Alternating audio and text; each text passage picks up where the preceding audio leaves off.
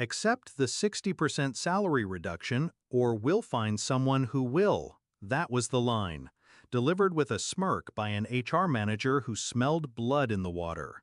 They thought they had me cornered, single mom, rent due, child depending on me. I didn't flinch, I just asked for 24 hours. She smirked harder, like she'd already won. What she didn't know was that I'd been waiting for this moment. Hashtag. Backstory. When I joined the company 5 years earlier, they were gasping for air. Revenues tanking, processes broken, employees leaving in waves. I came in and built systems that actually worked, streamlined logistics, saved millions in waste, landed contracts that kept the lights on. Every quarterly meeting, the CEO praised our resilience. Never once my name. But I didn't care. I had a paycheck, stability, enough to raise my son without begging. Or so I thought. Then the new investors came in, suits, hungry for cuts. To them, loyalty was cheap and single mothers were expendable. That's when HR slid the paper across. Discovery of betrayal. I knew the truth before that day.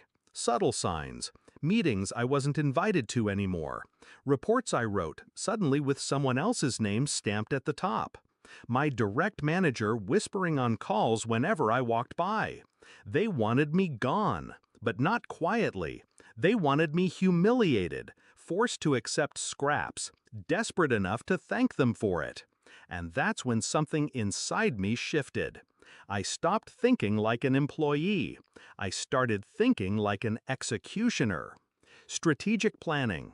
That night, after putting my son to bed, I poured myself black coffee and opened my laptop. I drafted my resignation letter, but not to send, not yet. Instead, I wrote a different email, addressed to the CEO's biggest competitor, the one we all whispered about in strategy meetings, the one who'd tried to poach me twice before. Subject line, "Let's talk." The response came within 12 minutes. They didn't just want to talk, they'd been waiting. Execution. The next morning, I sat across from HR again. I signed the paper, accepted the pay cut, smiled as if beaten. But behind that smile, I was already negotiating a package 10 times larger. Within a week, I'd met with the rivals board.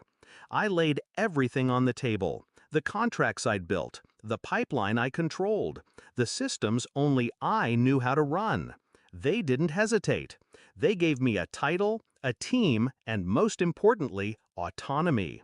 Then I gave them something else, leverage. Because in my old company's desperation to erase me, they'd been sloppy. They'd left my name on critical vendor contracts. They'd let me remain the sole authorized negotiator with key partners. They'd forgotten that the invisible single mom held the strings.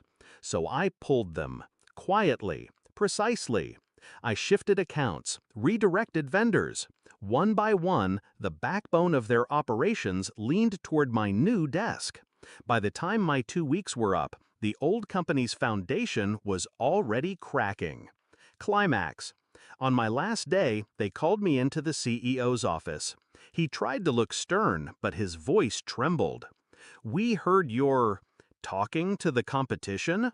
I met his eyes. Calm. Talking? No. Building? Yes. He blanked. "You can't." I slid a folder across his desk. Vendor agreements, termination notices, transfer confirmations. His hands shook as he flipped through them. Each page was a vein of his empire I had already cut. Then I leaned in, lowered my voice.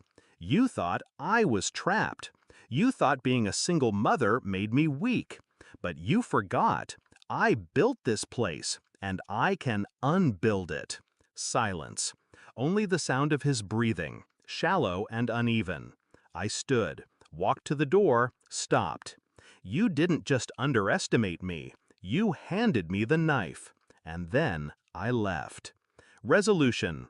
2 months later, the headlines hit. Market disruption. Competitor secures multi-million contracts. Old firm bleeding cash. I sat at my kitchen table, sipping coffee, My son doing homework beside me. My phone buzzed nonstop. Reporters, old colleagues, even the HR manager. I didn't answer. I didn't need to. Because revenge didn't come with fire or fury. It came with silence.